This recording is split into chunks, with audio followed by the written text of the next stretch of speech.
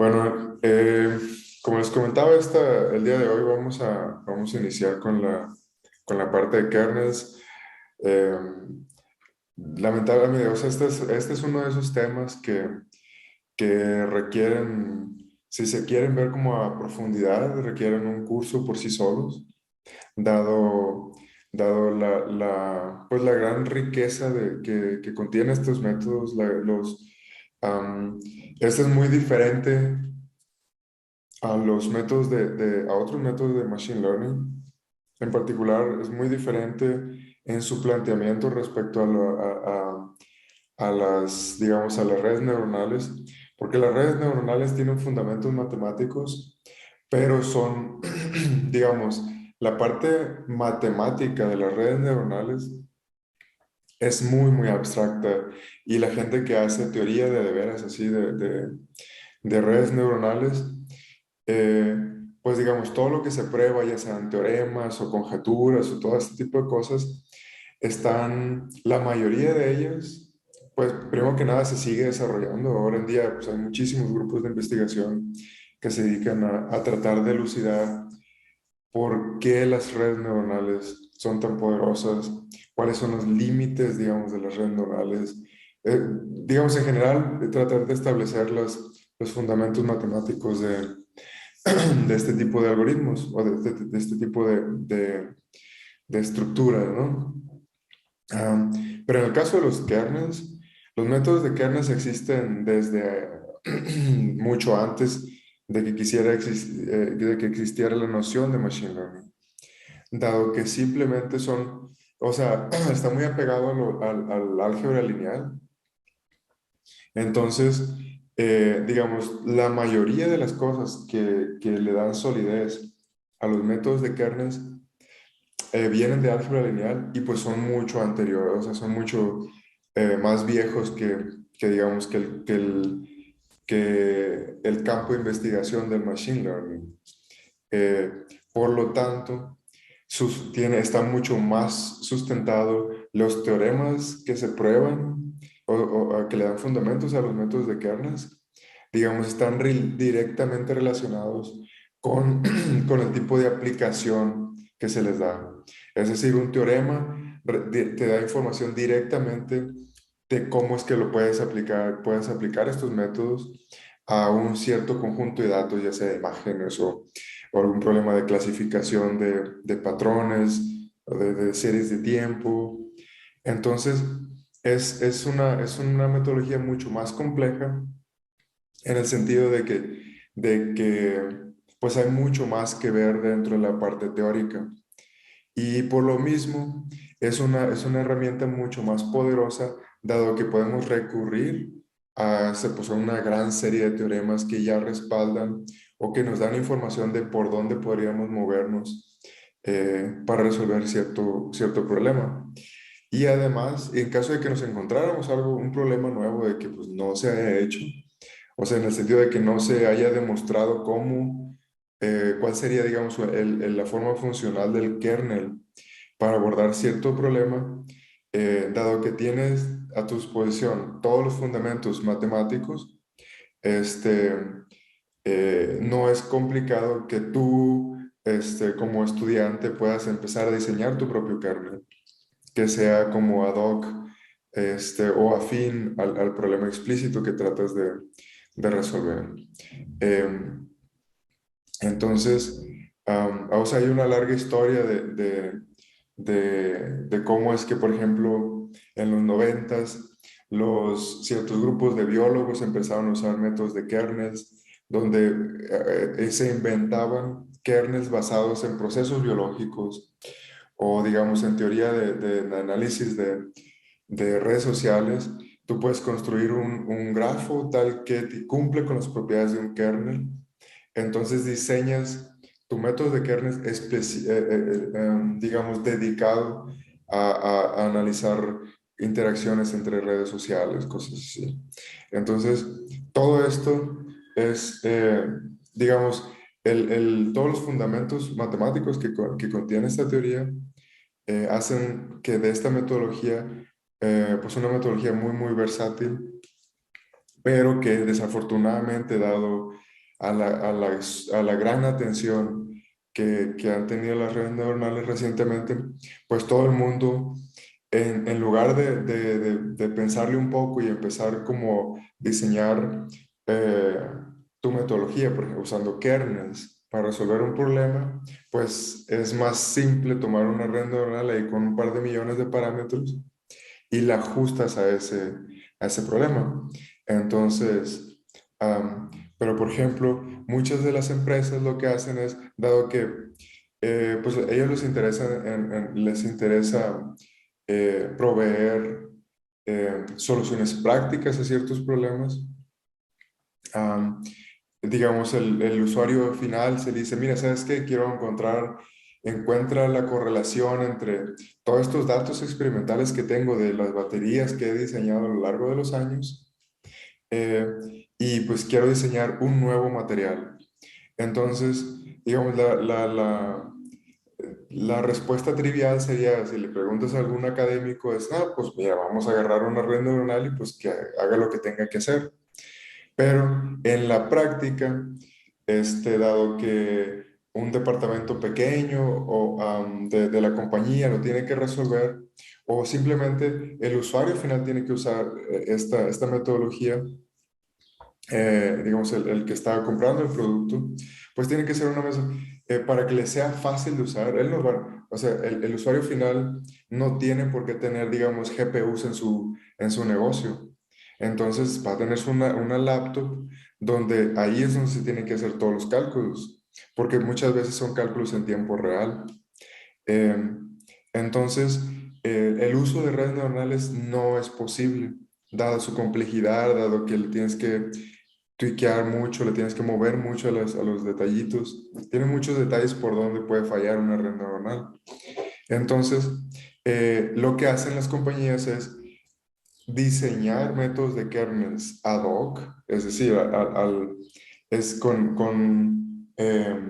dedicados al problema específico y estos se vuelven, vamos a ver más adelante, no hoy, pero sí la clase que viene, que al final del día, todas las empresas lo único que quieren hacer es resolver un sistema lineal. Así como veíamos estos clasificadores lineales o un problema de regresión lineal, lo que están buscando al final es usar la metodología más simple, tal que pues sea fácil de usar para tanto para ellos como para el usuario final. Y ahí es donde salen los kernels. Los kernels, en lugar de hacer una red neuronal que sea súper compleja, es mejor diseñar un kernel que vaya dedicado a tu problema específico y con ello pues va a ser digamos, el método que van a usar al final va a ser mucho más sencillo y quien sea lo va a poder usar. Y sobre todo, se requieren muy poquitos recursos. Como les decía, pues el usuario solo va a tener una laptop a lo más, o incluso el celular. Entonces tiene que ser algo que demande muy poco, eh, digamos, poder de cómputo. Entonces, ahí es donde radica el fuerte de los métodos de kernels. Ahora, eh, ahora sí, bueno, los métodos de kernels. Kernels, como van a ver, el kernel es, la verdad es que no sé cómo traducirlo al español. Sí, entonces simplemente lo vamos a dejar como kernels. Creo que en algunos libros lo ponen como núcleos, pero sí, creo que no reflejan realmente lo que es. Bueno, un kernel es un objeto matemático. Un kernel es una medida que nos sirve para comparar dos puntos en el espacio. Ahora, bueno, esta es básicamente la definición, ¿no? Dice, los métodos de kernels sí, pues se basan en la comparación de dos puntos en el espacio. Si ustedes tienen dos puntos en el espacio que representan a dos datos, digamos, que han colectado de alguna manera, si están en el espacio de características, pues quieren comparar qué tanto se parecen dos puntos. O sea, dos de sus mediciones quieren compararlas, ¿no? Entonces, los métodos de kernels lo que hacen es toda ah, todo su poder, digamos, viene de diseñar,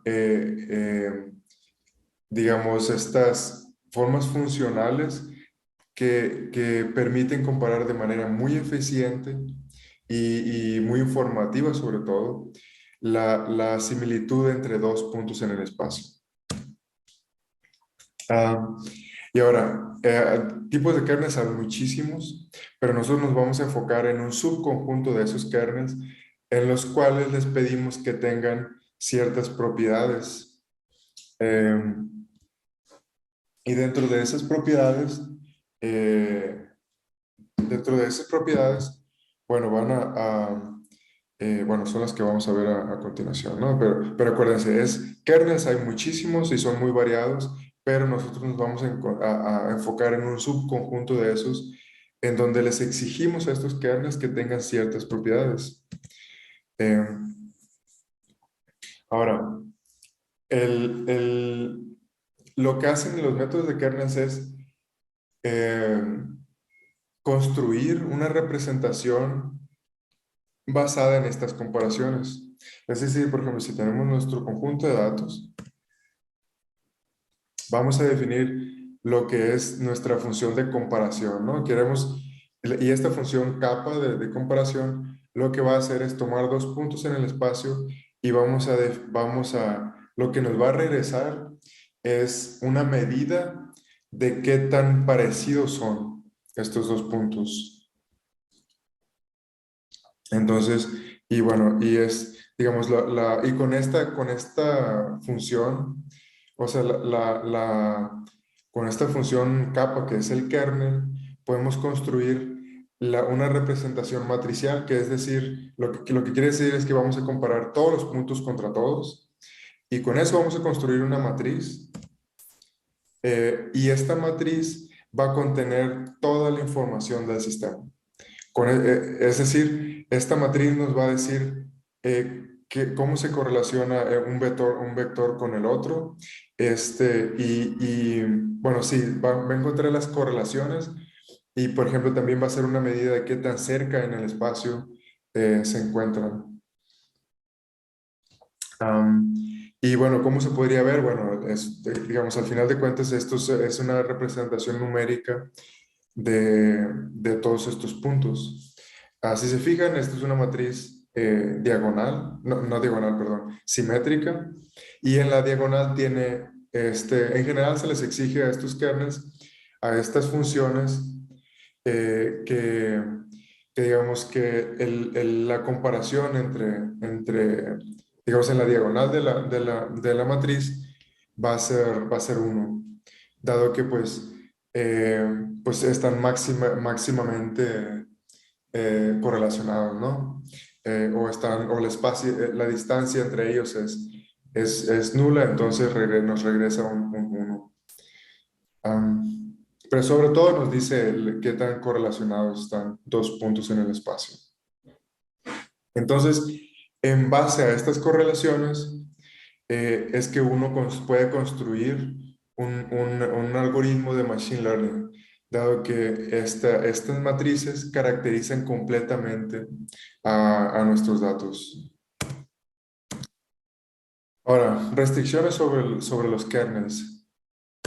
Eh, bueno, como ya les decía, deben de ser simétricos, es decir, la correlación entre el vector xy y el vector xj tiene que ser la misma correlación entre el vector xj y el vector xy. Y algo ya que pues no es tan trivial, pero deben de cumplir con esta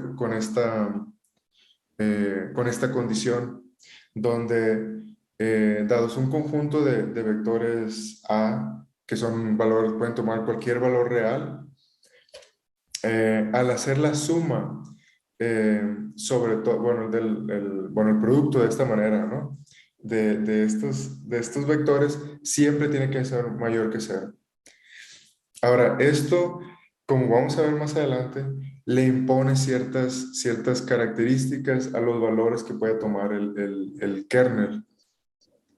Y en general, a los que se acuerdan de álgebra lineal, esto nos define una matriz que se le conoce como definida positiva, o en inglés es positive definite. Eh, y el hecho de que un kernel tenga estas propiedades restringe muchas de sus propiedades y le da cierta, digamos, en la clase que sí vamos a ver por qué es importante esto, dado que a la hora eh, digamos, de llevar esta representación matricial de los datos a un método de Machine Learning, el hecho de imponer esta relación de aquí hace que el problema sea soluble. Es decir, de que dada esta expresión en rojo, dado que se cumple, entonces quiere decir que el sistema puede aprender. Y eso lo vamos a ver en la clase que sigue. Bueno, ahora, como es, ya, creo ya lo había mencionado, y es que los métodos de kernels, y cuando me refiero a métodos de kernels, ya estoy pensando en algoritmos de Machine Learning que están basados en estos kernels. Entonces, como les decía, estos kernels son como la representación de los datos en forma matricial. Entonces, en base a esto podemos generar un algoritmo que tome esta matriz ah, como matriz de entrada. Es decir, podría hasta verse un poquito equivalente de que, como los métodos que veíamos antes de clasificación, por ejemplo, cuando veíamos esto del clasificador de pescados, el valor de entrada era nuestro vector de características. Pues en los métodos de kernels, el valor de entrada se puede considerar como que es esta matriz, la matriz que creas con los datos, ese sería el valor de entrada. Bueno, ahora vamos a tomar el caso más sencillo que existe de un kernel que sea positivo, sí, positive definite. Entonces, vamos a tomar un kernel que toma dos valores en el espacio real, es decir, toma x y x' son valores reales y nos regresa un valor real. Y el más simple simplemente es el producto entre esos dos elementos, x y x'. Así de fácil. Es simplemente el producto. Ahora, ¿alguien me puede decir si este kernel es simétrico?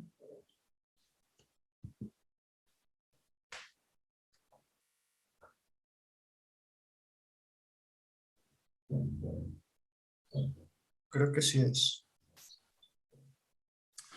Am, pues sí, ¿no? Se lo pueden hacer así rapidito, entonces el orden de los factores no altera el producto. Entonces, pues simplemente, eh, o sea, 2 por 1 es lo mismo que 1 por 2, ¿no?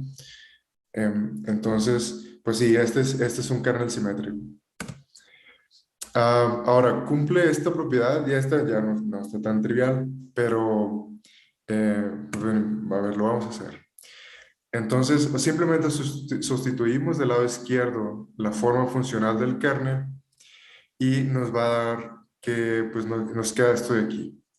Ahora, esto pues tenemos que masajearlo a los que no lo han visto, digamos, para los que no les aparente, porque esto tendría que ser mayor o igual que cero, pues podemos eh, masajear un poco la forma, eh, eh, la formulita y podemos factorizar, dado que unos términos dependen de i, otros dependen de j, pues podemos factorizarlos. Eh, entonces esto me queda que es el producto de estas dos sumas. Ahora, ¿alguien me puede decir si esto es mayor o igual que cero o es menor que cero o no sabemos. Bueno, a ver, se los adelanto. Si se fijan, las dos contribuciones entre paréntesis, o sea, los dos elementos que están entre paréntesis, eh, de hecho son el mismo, ¿verdad?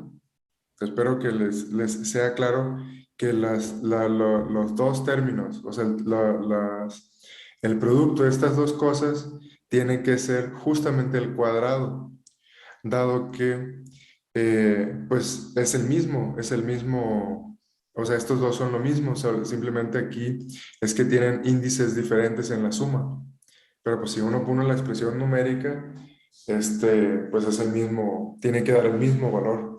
Entonces esto lo podemos elevar al cuadrado y eh, pues espero que les sea claro a todos dado que estamos lidiando con números reales, pues el cuadrado de un número real, pues necesariamente es mayor o igual a cero.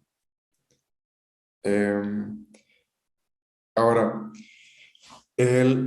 bueno, ya esta es la prueba, ¿no? Ya con esto probamos que de hecho que sí el kernel, este kernel tan simple como esto, que simplemente es el producto de x con x', de hecho pues es un kernel definido positivo.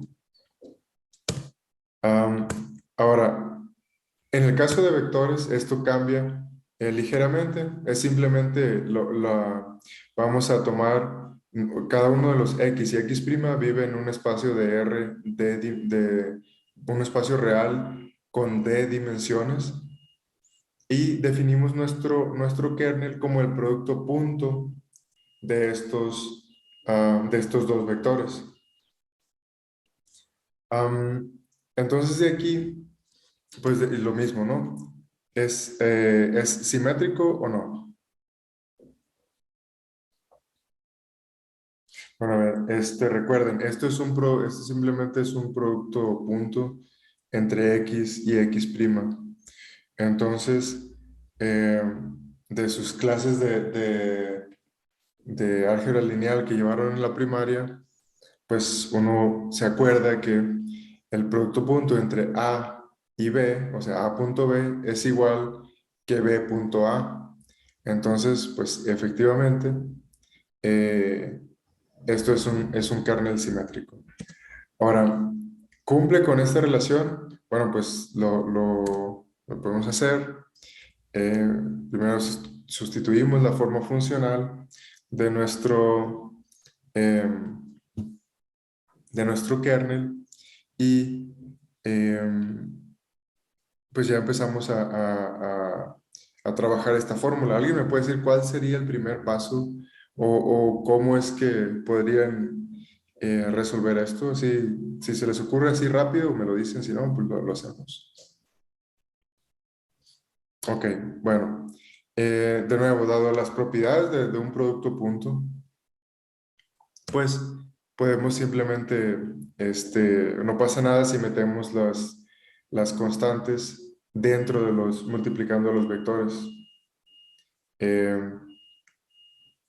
y usando pues esta misma orden de ideas, pues podemos meter las sumas dentro de la parte del producto punto que,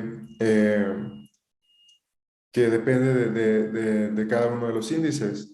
En particular, podemos hacer esto que está aquí. Y al que no me crea, bueno, lo puede hacer y es muy sencillito demostrar esto analíticamente, ¿no? Usando la expresión del producto punto.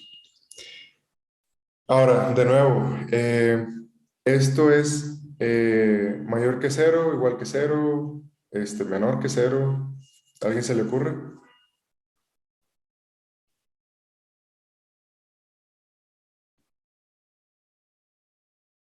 Ah, ¿cómo, perdón?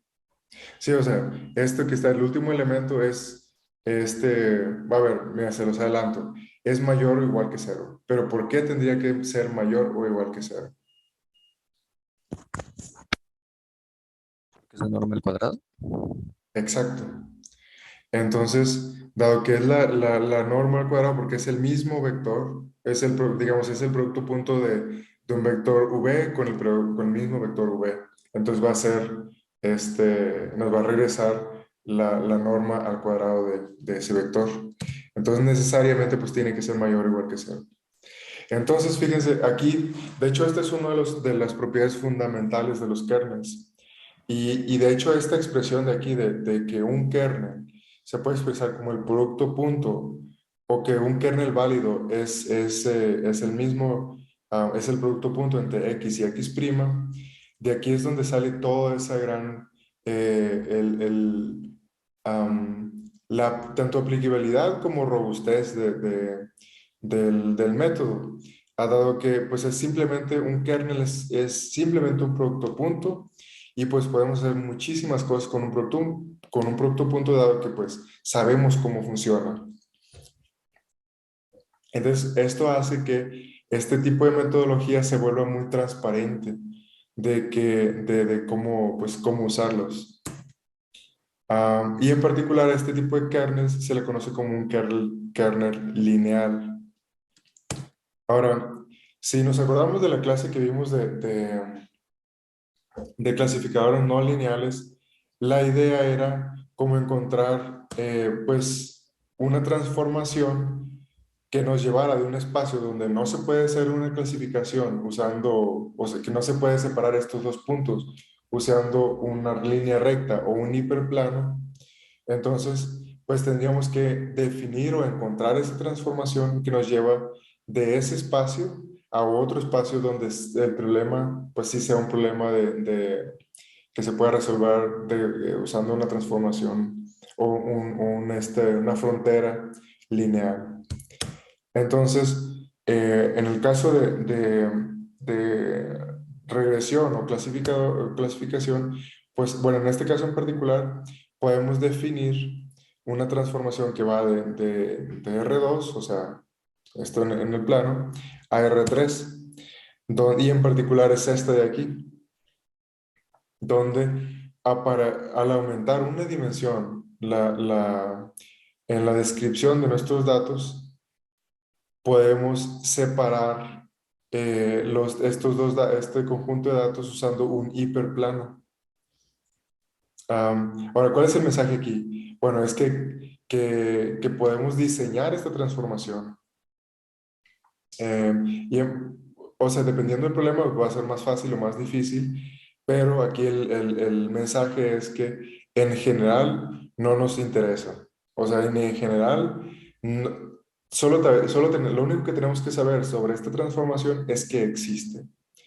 Pero, como vamos a ver, al combinarla con estas metodologías de kernels, eh, podemos diseñar nuestra estructura de kernels tal que nunca vamos a necesitar saber la forma analítica de esta transformación. Ya va a estar implícita dentro de la forma funcional de nuestro kernel. Eh, bueno, entonces de nuevo, la idea es que tenemos que estar conscientes de que una transformación de este tipo existe y que simplifica nuestro problema. Ahora, en este mismo orden de ideas, pues supongamos que existe una transformación eh, eh, psi o phi, que nos lleva de un espacio xi a un espacio de Hilbert. Y ahorita, ¿por qué un espacio de Hilbert? Pues ahorita lo vamos a ver. O sea, la idea de esto es que tiene que ser una transformación que nos lleve de un espacio cualquiera o incluso de un conjunto. Es decir, o sea, esta G puede ser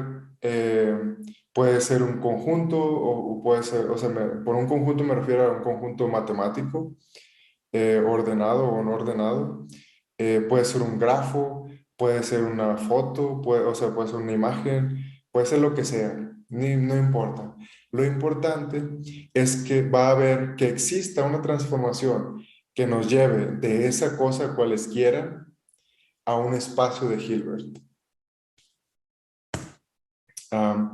Entonces, el hecho de que exista, bueno, asumimos que existe, entonces, en general lo que se va a buscar es que el espacio de Hilbert sea un espacio de Hilbert de mayor dimensionalidad que el original. Y en particular nos van a interesar los espacios de Hilbert de dimensión infinita. ¿Y por qué? Bueno, cuando veamos los kernels gaussianos en la clase que sigue, vamos a ver por qué. Ah, bueno, entonces existe esta transformación o este mapeo de un espacio cualesquiera o un conjunto cualesquiera a un espacio de Hilbert, de esta manera, ¿no? Entonces ahora nuestros datos pues va a simplemente van a conservar su etiqueta, o sea, la TK, o sea, si es un gato, o sea, si estamos clasificando perros y gatos, bueno, pues vamos a conservar este tipo de la etiqueta, pero solo la representación numérica va a ser la que va a cambiar. Es decir, en lugar de nuestro vector de características xk, pues vamos a tomar nuestro nuevo vector, nuestra nueva representación que va a ser phi de xk. Bueno, ahora, con esto en mente, podemos, bueno, asumiendo que existe tal transformación, eh, pues vamos a tomar nuestro vector de nuevo. Pero ahora recuerden, nuestra capa va a ser va a tomar elementos de un espacio pues arbitrario básicamente. O sea, ni siquiera tiene que ser un espacio. Como les decía, puede ser un conjunto. Y ahora vamos a definir nuestro kernel como, de nuevo, como el producto punto, pero ahora en este espacio usando estas transformaciones. Ahora, de aquí alguien me puede decir por qué hice mucho énfasis en que tenía que ser un espacio de Hilbert. Porque tienen definido un producto punto. Exactamente. Porque para poder definir el kernel, pues el kernel solo puede estar definido, dado que pues está definido como un producto punto, pues necesariamente tenemos que exigirle a esta transformación phi que nos mapee de un espacio cualesquiera a un espacio de Hilbert estrictamente, porque solo en ese espacio de Hilbert está definido el producto punto, entonces solo en ese espacio de Hilbert podemos definir nuestro kernel. Y ahí es donde vienen mucho de las propiedades matemáticas de los kernels, porque vamos a asumir que dado que vive en un espacio de Hilbert o es una métrica dentro del espacio de Hilbert, entonces es que podemos usar todas esas propiedades conocidas de los espacios de Hilbert para usarlas dentro de nuestra metodología de Machine Learning. Ahora, creo que ya es bastante obvio el hecho de que pues esto tiene que ser simétrico. Es el mismo argumento que en la versión pasada. Pues simplemente un producto punto, entonces eh, podemos intercambiar los vectores de entrada, entonces es simétrico. Luego, de nuevo, seguramente es fácil ahora ya para todos verificar que efectivamente cumple con esta desigualdad. Es lo mismo, ¿no? Es un producto punto, podemos poner todo podemos factorizar todo de aquí. Y de nuevo, este producto punto de aquí, digamos, la suma de vectores dentro de un espacio de Hilbert, pues va a ser también un vector en el espacio de Hilbert. Entonces está bien definido el producto punto y sobre todo, pues esto nos va a dar la norma de un vector, la norma al cuadrado pues del mismo vector, y esto necesariamente tiene que ser mayor o igual que cero. Ok, entonces ahora vamos a ver un ejemplo en particular en la que la transformación que vamos a analizar es de este tipo. Es decir, vamos a tomar un vector en R2 y lo vamos a mandar a una representación en R3. Eh, Esto de aquí lo que nos dice es, bueno, eso es simplemente una forma matemática de una transformación. Ahora, esto lo vamos a meter dentro de ese producto punto que veíamos en la diapositiva pasada y vamos a simplemente desarrollar el álgebra. Entonces, no les pido que lo hagan, pero bueno, más bien háganlo ustedes después y se van nomás como para que lo vean, ¿no? Entonces, el producto punto va a ser, pues simplemente sustituimos las primas en esa phi y hacemos el producto punto y nos da esto de acá. Ahora, esto, si le ponen atención, de hecho, van a ver que es simplemente el cuadrado de un binomio. ¿Cuál en particular? Bueno, es este de aquí. Ahí, mira, ahí ya nada más ya que lo factorizo de esta manera, seguramente va a ser muy fácil que lo relacione con la expresión del renglón que está justo arriba. Y en particular, esto es el producto punto, es el cuadrado del producto punto de los vectores x y x'. No sé qué les haya, si todavía, no sé cómo lo vean esto de aquí, pero justamente esto es de lo que yo les estaba hablando hace rato, o hace unos momentos, de que dentro de los métodos de kernels, lo único que tenemos que saber es que esa transformación o ese mapeo existe, ese mapeo phi existe, pero nunca vamos a tener que lidiar con él. ¿Por qué? Porque si se fijan, la capa de X, o sea, el kernel de X', ni siquiera se entera o que phi haya ocurrido, porque o sea, el kernel perdón, de X', es igual al producto punto de esos dos vectores al cuadrado. Entonces, si solo nos enfocáramos en el inicio y en el final, ni enterados nosotros de que existe una phi que intermedia, digamos. Entonces, ya en la clase que sigue, aquí ya la vamos a dejar, pero en la clase que sigue, vamos a ver que, o sea, esta transformación phi es solo un ejemplo para demostrar que en general no vamos a tener que lidiar con esa transformación phi, simplemente tenemos que asumir que existe.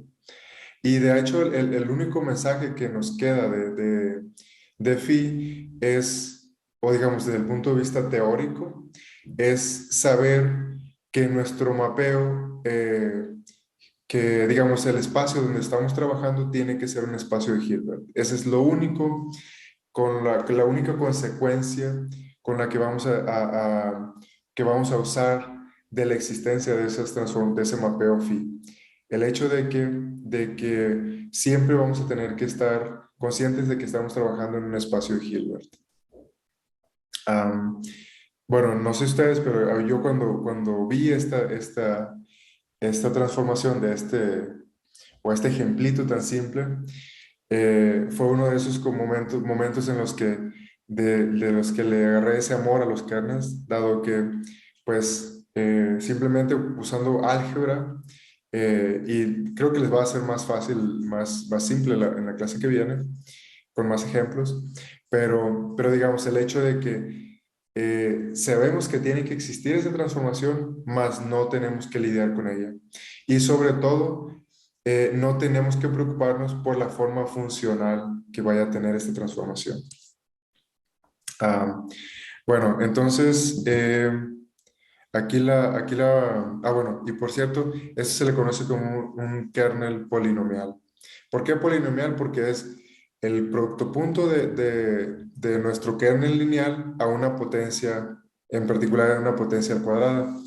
Y en la clase que viene, o creo que sí, en la clase que viene, vamos a ver que en general podemos sustituir el cuadrado en el cuadrado del vector del producto punto por cualquier entero y va a seguir siendo un kernel. Y a esa familia de kernels se le conoce como kernels polinomiales y son bastante útiles.